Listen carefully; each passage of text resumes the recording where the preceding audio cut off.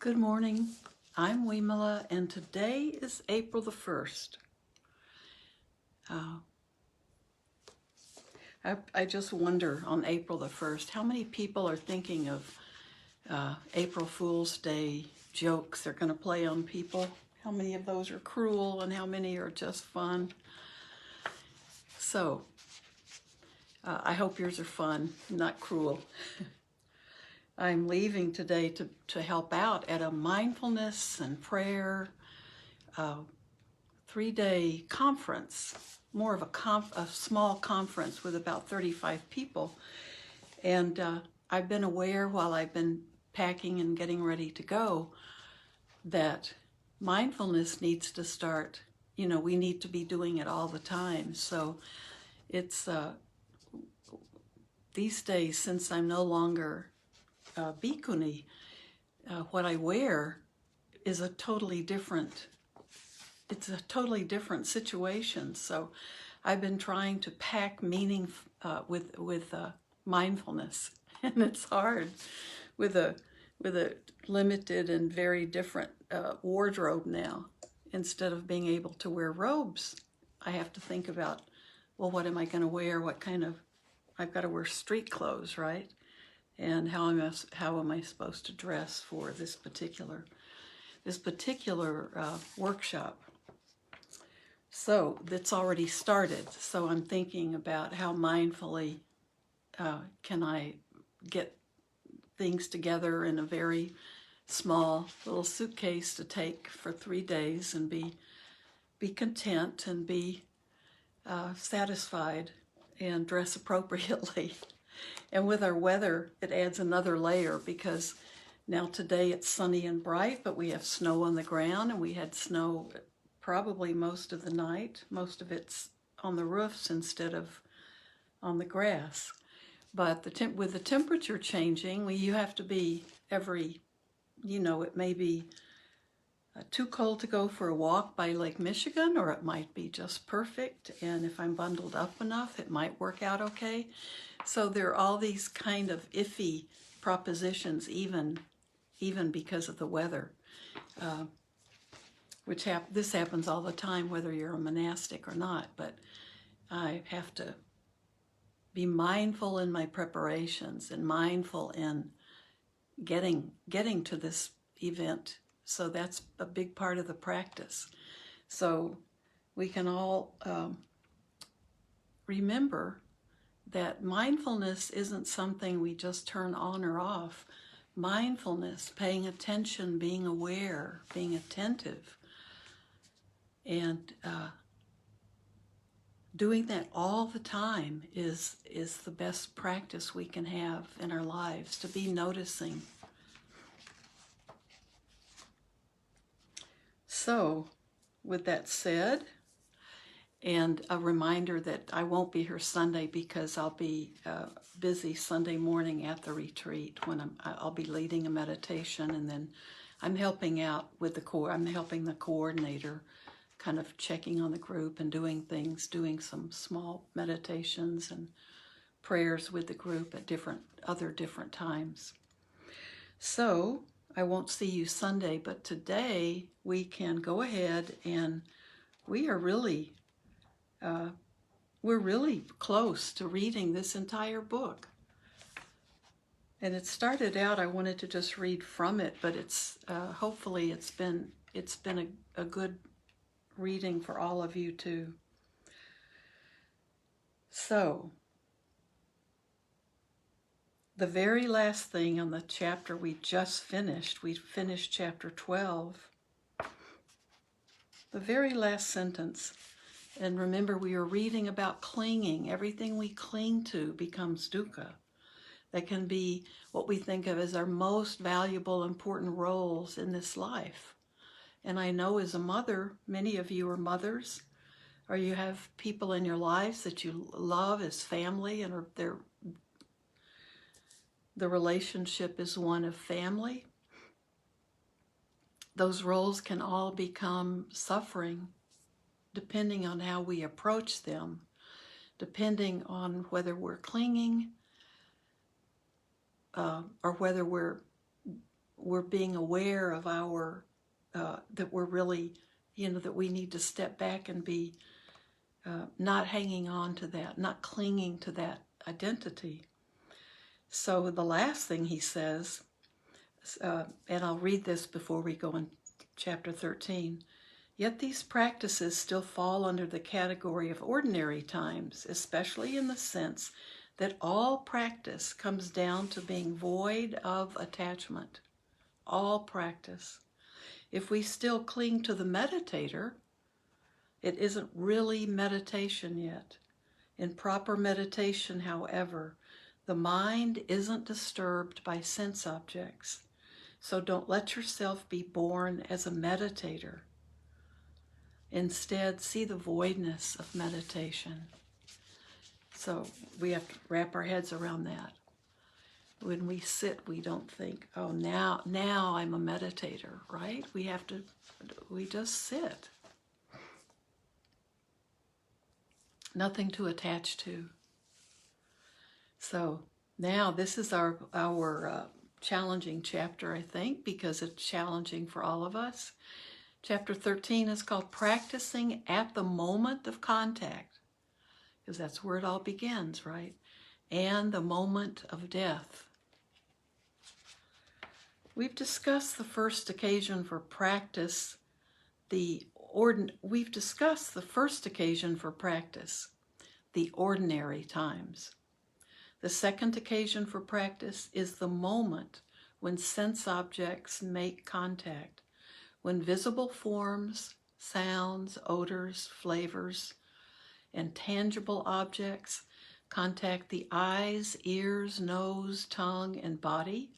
We must practice letting contact, or phasa, stop at contact, letting vedana, feeling, that's the feeling tone, stop at vedana, and so on. Letting contact stop just at contact is the most excellent level of practice. And I think he's made that point really, he's really explained that well in this book. Because that when we make contact, that's when that craving begins and the clinging begins. On a more ordinary level, contact develops into feeling. Then that's the pleasant, unpleasant, or neutral. On a more ordinary level, contact develops into vedana, but we stop it right there without allowing any further development into craving and grasping at I and mine. We considered this method earlier when we discussed the contemplation of dependent co-origination. Some of the preachers and teachers in monastery halls and Buddhist colleges say that stopping right at contact, phasa, is impossible. That vedana, the feeling, always develops. Such people cling to their books, to the literal meaning of words, or to certain examples, rather than the truth. In fact, the Buddha taught that when seeing forms, just see. When smelling odors, just smell. When tasting flavors, just taste. And when touching tangible objects, just touch. If you can do it, then there is no you. The ego is not born. This is the end of dukkha. This is continuous voidness. Just observe your own reactions at the times when you glance in the direction of some neutral form. Try casting your eyes on the door or a window, and you'll notice that there is merely contact. There are no feelings of satisfaction or dissatisfaction. When visible forms, sounds, odors, flavors, and tangible objects enter as contact, let them stop right there without any satisfaction or dissatisfaction occurring. Be like the soldier asleep next to a large cannon. When a shell is fired, he merely registers the sound without feeling anything and just goes on sleeping happily. No matter how heavy the shelling, he is not startled or disturbed. There is just the sound of the cannon contacting his ear and then ceasing. When you hear the sound of a man, of a woman, or of a lover, can you let contact stop at contact in that same way? If you can, then you're really adept. Here, animals may be more accomplished than people because they lack all the excess mental baggage we carry. If we wish to reach that peak of excellence, we must train ourselves to let phassa remain as merely phassa. If you can't do it and concede defeat, you can still stop at vedana or feeling. So, the contact, that's the best place to stop. But if we can't do that yet, we can still stop at that feeling. We can feel the pleasant or unpleasant. But as soon as there is a feeling of comfort or discomfort, of satisfaction or dissatisfaction, then quench it right there without giving birth to the various kinds of desire that spring from the urges of defilement, craving, and attachment. This is how to practice on the occasion of contact with sense objects. Okay, I'll read one short section and then we'll stop and sit together. The last chance. The third occasion for practice is the moment when the mind quenches. The body will break up and die. How can we practice sunyata at that time? In this situation, we must depend on having taken remainderless quenching as our basic principle throughout life. The natural death of the aged is sometimes definite and sure. When someone reaches old age, it's said that they have little time left. What can be achieved in that short remaining time? To avoid running out of time, those who are old and unlearned, who don't have the time to study very much and whose brains aren't as good as they once were, can hold to the principle of the remainderless quenching of the I, which we have been discussing. So, this is when we have little time and when our brains are when we don't have the ones who don't have the time to study very much and whose brains aren't as good as they once were. Hold on to the principle of the remainderless quenching of the I. Regularly contemplate that being a person is no fun. Being a deva or a celestial being is no fun. Being a father is not pleasant. Being a mother is not pleasant. Being a son, a daughter, a husband, a wife, a servant, a master, a victor, a loser, a good person, a bad person, a fortunate person, or an unfortunate person is unpleasant. None of them are pleasant. None of them are any fun. Then the mind will hold no hope of having or being anything at all. One could say, all hope has been given up. This phrase, given up hope, may also be used in regard to the attainment of arahantship or becoming enlightened. But it doesn't mean the resignation of the foolish and lazy. It's a different matter altogether. It is the hopelessness of one who has true wisdom, who sees that there is nothing in this or any world that one should wish to have or be. Truly nothing is worth having or being at any time or in any place. This is the critical point, right? It's not just to say, oh, everything is suffering. No, because all of these things, it's the clinging to them that creates the suffering.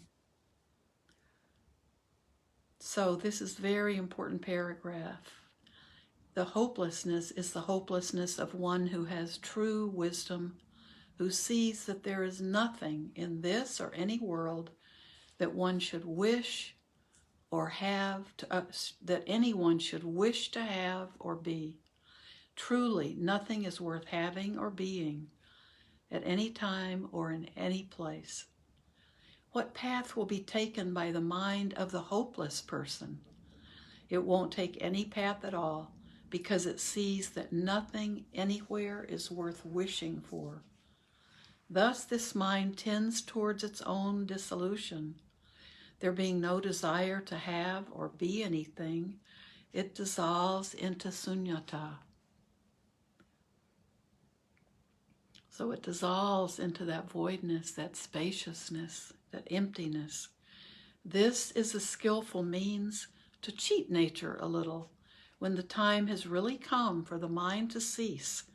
Revive the feeling that nothing anywhere is worth having or being. If that feeling is present in the mind, at the moment it ceases, it will reach Nibbana inevitably. So it reaches that awakening. Have the body and mind cease with the feeling that nothing worth having or being, then it will realize Nibbana in that physical death itself.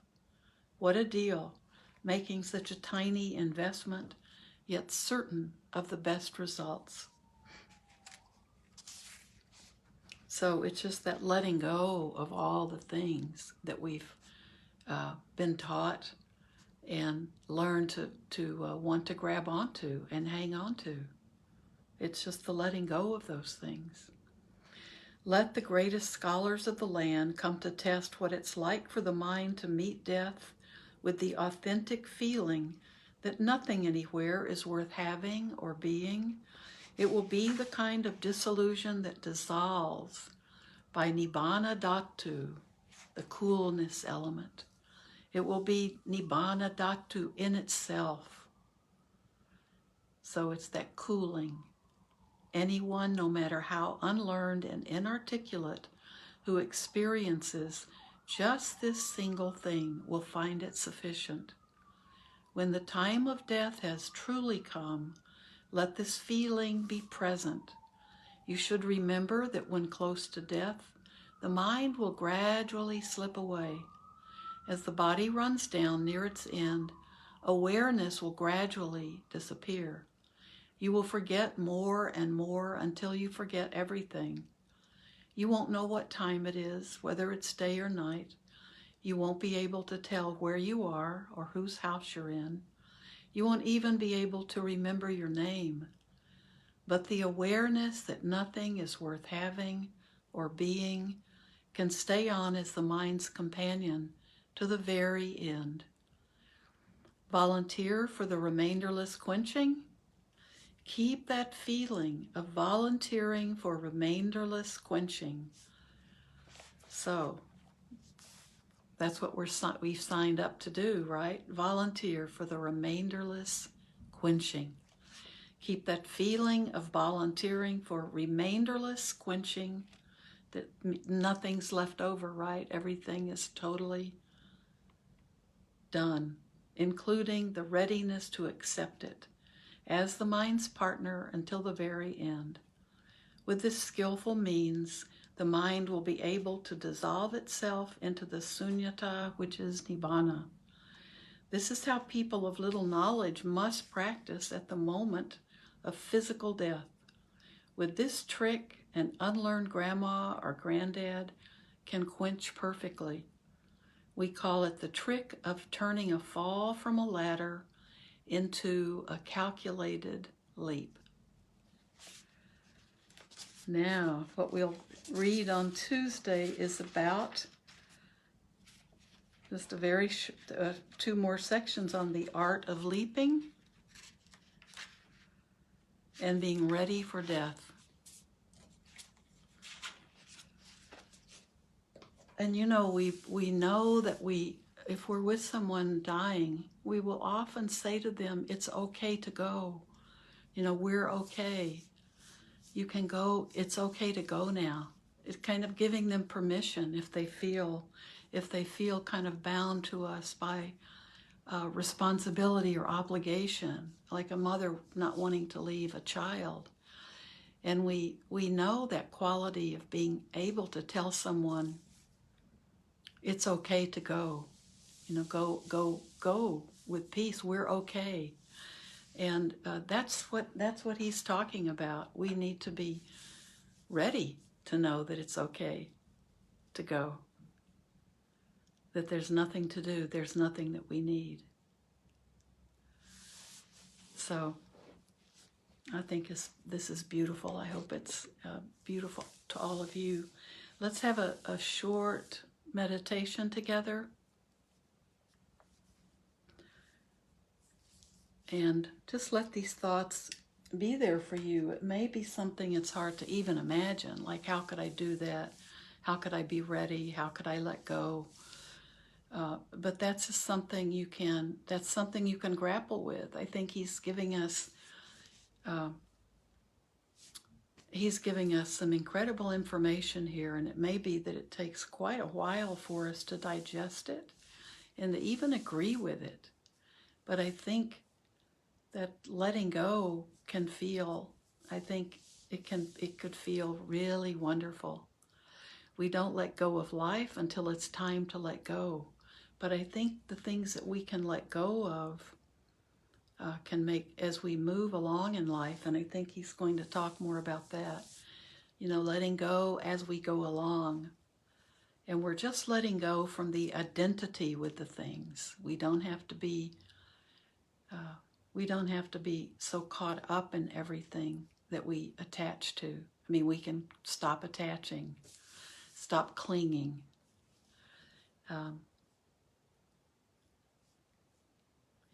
This is beautiful. The way he writes is beautiful. So why don't we sit and just be with the breath. Just let your body relax. Close your eyes if you can. It's okay to keep them open as well. You just want to have your gaze focused down so your vision isn't distracting you. And out of my side vision, I can see a squirrel coming up to the door to watch. So that's distracting. So better for me to close my eyes.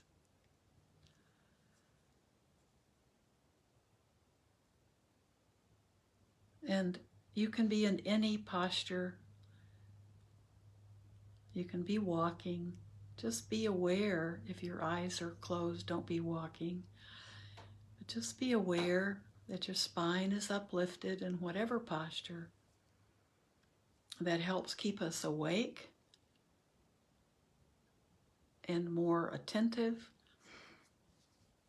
It also helps our natural breathing become just deeper in our natural breath. We can feel that breath in our belly rising and contracting. Or we can feel it around our nostrils.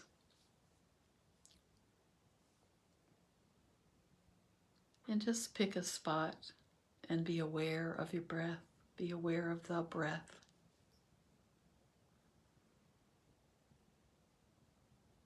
The body's breathing.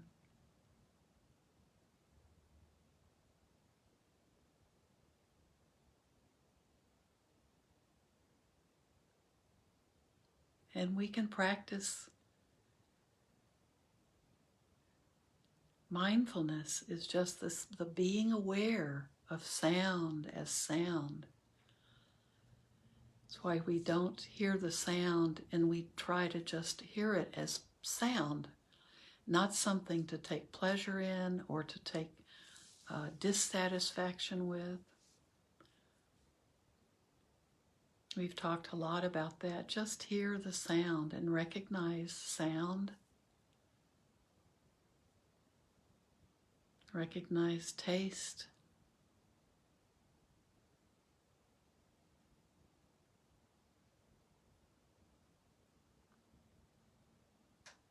Smell.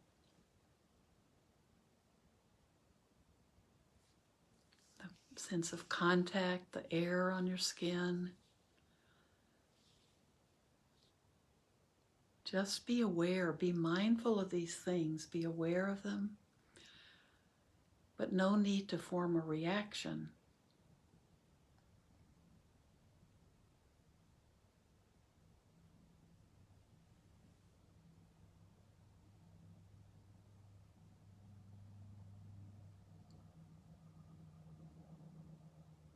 That reaction of pleasant or unpleasant or neutral can be just, I don't know. I don't know how I feel. I don't know the feeling.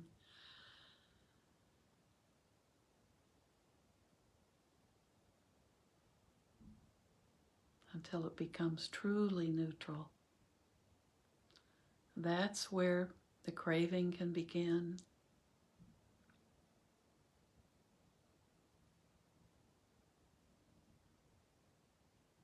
Or the aversion can begin. And from those becomes the clinging.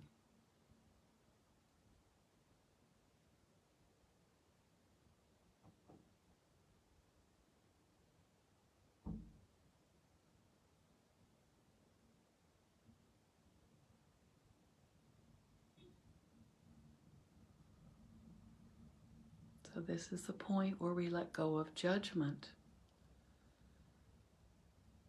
and opinions and views.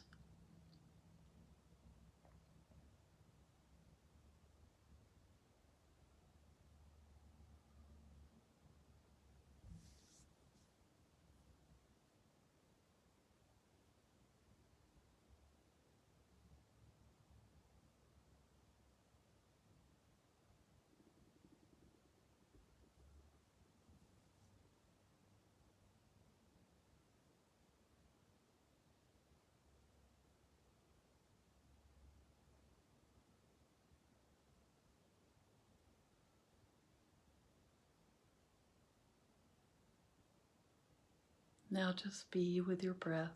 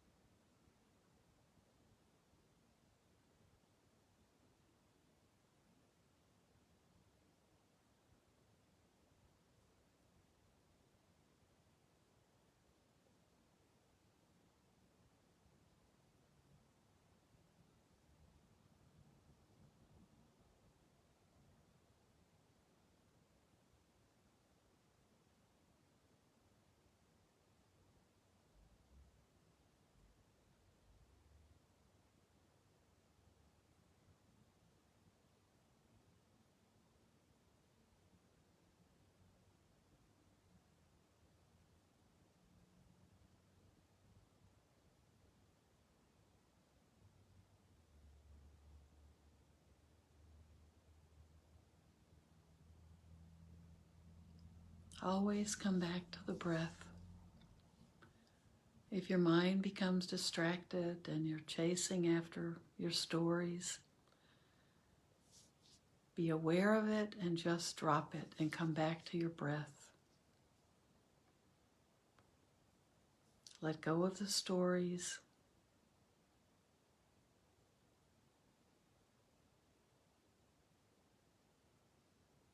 Let go of chasing. Just come back to the breath.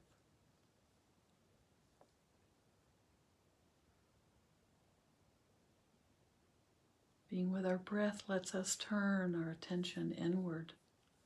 Take care of ourselves.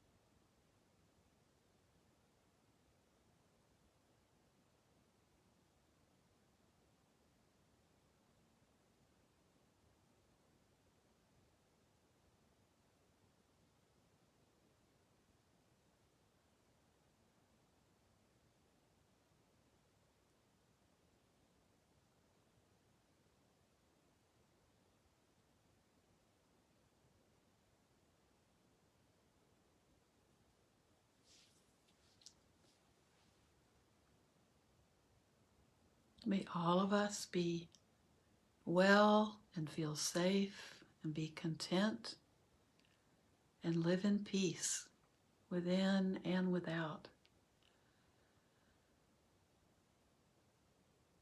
And may people on this earth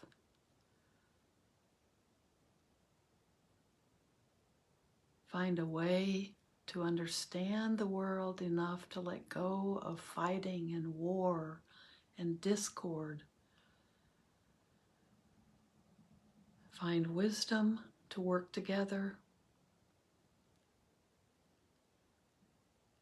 Find peace.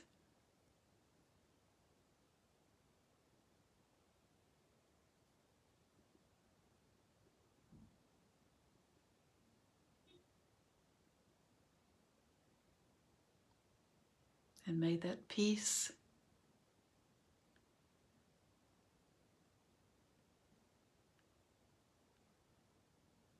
and that loving kindness spread throughout the universe, spread throughout all the layers of this world, all creatures, all beings, human and non-human. May we have peace, and may that peace begin with each one of us. May peace begin with me.